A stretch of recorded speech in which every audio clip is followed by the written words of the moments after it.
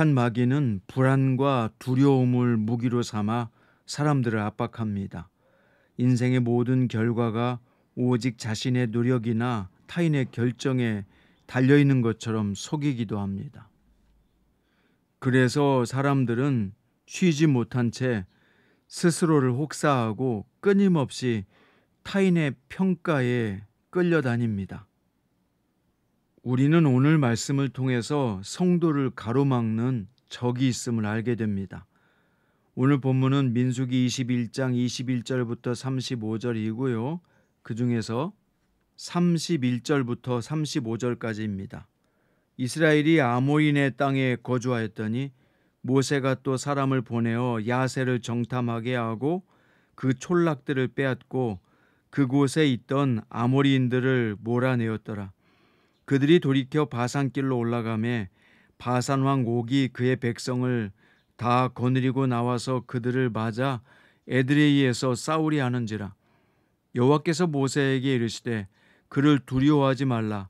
내가 그와 그의 백성과 그의 땅을 내 손에 넘겼나니 너는 헤스본에 거주하던 아모리네 왕 시온에게 행한 것 같이 그에게도 행할지니라. 이에 그와 그의 아들들과 그의 백성을 다 쳐서 한 사람도 남기지 아니하고 그의 땅을 점령하였더라. 아멘. 오늘 말씀의 제목은 성도를 가로막는 적이 있다입니다.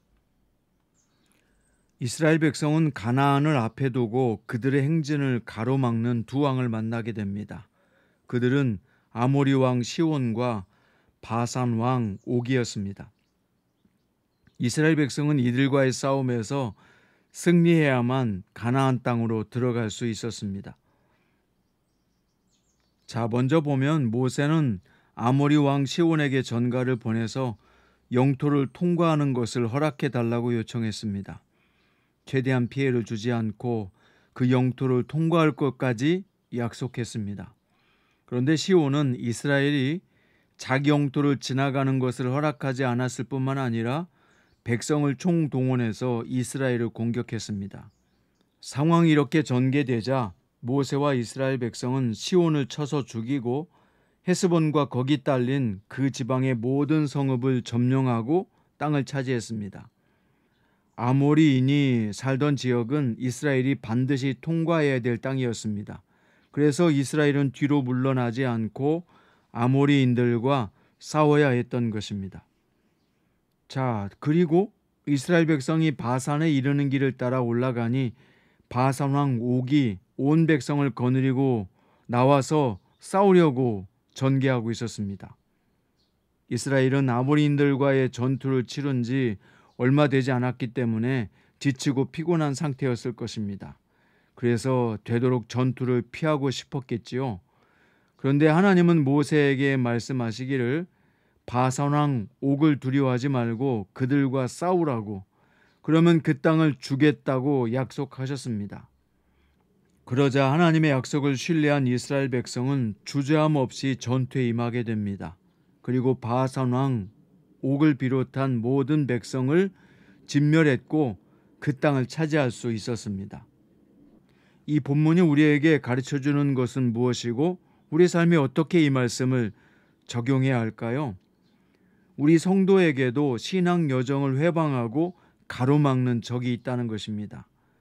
우리는 그들의 정체를 잘 파악해야 합니다.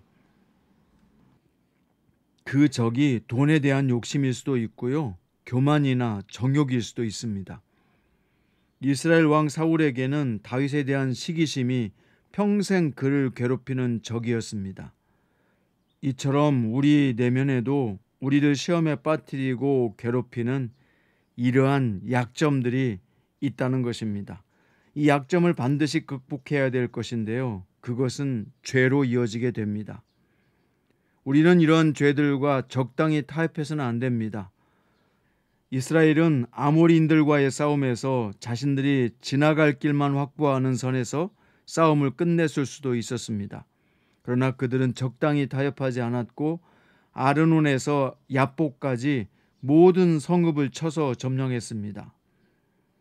여러분, 그렇습니다. 우리 안에 있는 교만이나 욕심은 타협해야 될 대상이 아니라 끝까지 경계하고 물리쳐야 될 성도의 적입니다. 우리 내면의 욕심과 고집스러운 자아와 싸우느라 지치고 힘들 때가 있습니다. 우린 그때 어떻게 해야 될까요? 이스라엘이 하나님 말씀에 귀를 기울이고 순종하며 바산 왕 옥을 점령했듯이 우리도요, 주님의 말씀에 주의하고 순종해야 합니다. 성경의 많은 부분에서 성도의 승리를 약속하고 있잖아요. 특히 사도 바울은 우리 안에서 선한 일을 시작하신 하나님께서 그 일을 계속하실 것이며 마침내 주님의 재림 때 완성하실 것이라고 했습니다. 성도를 구원하신 하나님은 예수 그리스도를 닮아가는 우리의 모든 성화의 과정도 주관하고 계십니다. 연약한 우리에게 책임을 넘기신 것이 아니라 하나님이 완성시켜 주실 것이라고 약속하셨습니다.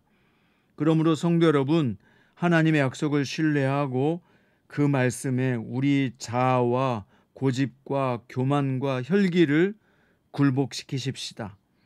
이스라엘 백성에게 승리를 주신 하나님께서 우리에게 승리를 주실 것이기 때문입니다.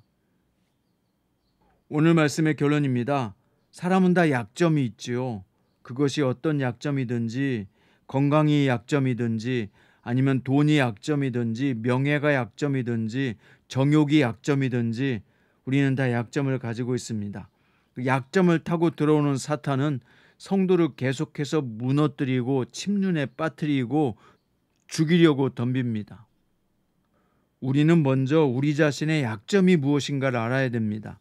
자신의 성향과 특성을 볼 때 무엇이 약점인지 잘 알아야 되는 것입니다. 그래야만 약점을 타고 들어오는 사탄의 역사를 알아차릴 수 있고 대적할 수 있습니다. 사탄은 오늘 또 우는 사자처럼 덤비며 성도를 무너뜨리려 할 것입니다. 그런데 무너뜨릴 때 약점을 타고 들어오는 것입니다. 그리고 때로는 정면으로 막아서며 성도를 대적하기도 합니다.